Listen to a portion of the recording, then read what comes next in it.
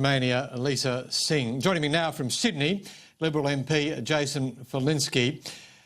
Good afternoon, Mr Falinski. Look, first of all, I'd like to go to the question of Donald Trump, who has foreshadowed that the United States will pull out of the Paris Climate Change Agreement. In those circumstances, do you think it is viable for Australia to maintain its commitments under the Paris Accords? So, Jim, I didn't realise that he had said that he would be pulling out of the Paris Agreement. No, what he has said is this, just to be absolutely clear. He has said at the G7, when he was pressed by Angela Merkel, among others, that he would make an announcement in the next week. The Associated Press, the US press agency, is reporting that he has told several people, including the head of the Environmental Protection Agency in the United States, that the United States will be pulling out of the Paris Accords. If that happens, is it viable for Australia to maintain its commitments under the Paris Agreement? Look, I think we should wait and see what he does. There's not a lot that I can usefully say as an Australian politician sitting here in Sydney about what Donald Trump's up to in Europe. What I can say is that Australia has signed the Paris Agreement. As Josh Frydenberg has made clear on numerous occasions, we honour our international agreements. We have a coherent policy to deal with climate change, and we'll continue to implement that policy. Do you think that there could be tensions within the coalition? It has long been a position of the more sceptical members of both the Liberal and National parties that without US leadership, if the United States, which is still the second biggest emitter of greenhouse gases, is not part of an international agreement, there is no value in Australia signing up and sustaining its agreement. Well, Jim, as you know, I only got elected in July last year, so I should probably be asking you questions about tensions within the Liberal Party on this issue. But from what I can see, that, as you point out, our policy has come through a cauldron of fire. It's come out the other side. It's largely been signed up to, it has been signed up to by every member of the parliamentary party. I don't see us backing away from the policy that we have now. It's coherent.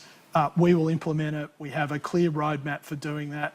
And I think certainty is one of the important things for people who are making future investments to know about where the government's heading on these issues. So it would be counterintuitive and counterproductive for us to start making major changes to our policy. Another very important matter of principle. At Uluru on Friday, Indigenous leaders abandoned what has been basically the push for symbolic recognition within the Constitution of the Indigenous community. In its place, they want something which doesn't actually have an impact on the Constitution, or doesn't seem to, which is a treaty or treaties. But the other one which does is this question of an Indigenous voice to be enshrined within the Constitution, so effectively giving the Indigenous community a constitutional right to intervene in the drafting or at least in the advice in relation to legislation. Would you be comfortable with people outside the Parliament having such a say? Look, I think that no one in the Parliament at the moment has had an opportunity to see exactly what the conference came up with. I can assure the members of the conference and indeed the Australian community that the Parliament will and this government will look at their proposals thoughtfully, thoroughly and respectfully. We will consider them in detail. I think the primary goal of any constitutional change needs to be that it unifies Australians behind the great task that is still ahead of us, and that is closing the gap between Indigenous disadvantage and the rest of the community. Any proposal that any government takes to a referendum needs to meet that principle and that test. But to the basic point, should a group other than those elected by the people at large have a constitutionally recognised role in the legislation of the country? Well, Jim, as the Prime Minister has said, any change to the Constitution is always fraught with difficulty. He has personal experience with that. Just this week we celebrated the 50th anniversary of the 1967 referendum that recognised Indigenous Australians for the first time. Many of the proponents or the grandchildren or children of the proponents of the 1967 referendum were in the House of Representatives when the Prime Minister gave quite a moving speech on that momentous event. It's fair to say that I think if many of the proponents who had been there in 1967 were still around today, they would probably say, look, in some areas we have made more progress than we could have hoped for. For example, Kem Wyatt is the first Indigenous Australian to be a minister of the Crown in the Commonwealth Government. Just last year, we elected our first female Indigenous Member of Parliament in the House of Representatives. So we have made progress in areas that I suspect they wouldn't have thought possible in that period of time. But in other areas, we have fallen short of the hope that they would have had. I guess I can't really restate it enough that any proposal, regardless of the one that you speak of or other proposals that have been put forward, as a first test, must unify all Australians behind that great task still ahead of us. And the government will thoughtfully, thoroughly and respectfully review all the proposals coming out of the Uluru Conference. Is there a danger that the ambitious agenda now being presented, pretty unified by Indigenous leaders, Noel Pearson and others as well, is there a danger that this could create conflict rather than unify the nation? Well, Jim, the fact of the matter is the only danger that any democracy has is when it becomes afraid of ideas. There were a number of ideas put forward from that conference. We should consider them. As an entire community, as a parliament, we need to consider them thoroughly, thoughtfully and respectfully. I don't want it to turn into a mantra, but that's what we need to do. We should not be afraid of ideas. We should not be afraid of considering all paths forward to closing the gap of disadvantage that so many Indigenous Australians suffer from today. Interesting development this week. John Howard, doyen of the Liberal Party, the second longest serving Prime Minister ever and a very successful leader indeed, expressing some doubts about the approach taken in the budget earlier this month, in particular about education, suggesting that the way in which Catholic schools are currently being funded, a block grant, is the right way rather than what's being proposed under Gonski 2.0.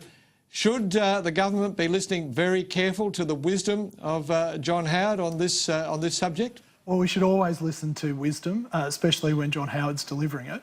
However, having said that, I would need to speak to John to understand precisely his concerns, because my understanding of Gonski 2.0 is that the Catholic education system will continue to be funded in a block grant, and the Catholic education system will be allowed to fund its schools as it sees fit. I think that's an important aspect and feature of Gonski 2.0, that the people who are closest to the children, closest to the schools, get an opportunity to fund schools where they see needs, and that's the system that the Catholic education system currently has and will continue to have into the future.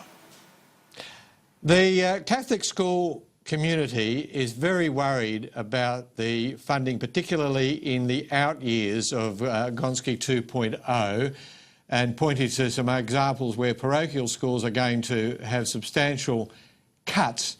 Education Minister Simon Birmingham yesterday accused the Catholic school community of dishonesty in this campaign.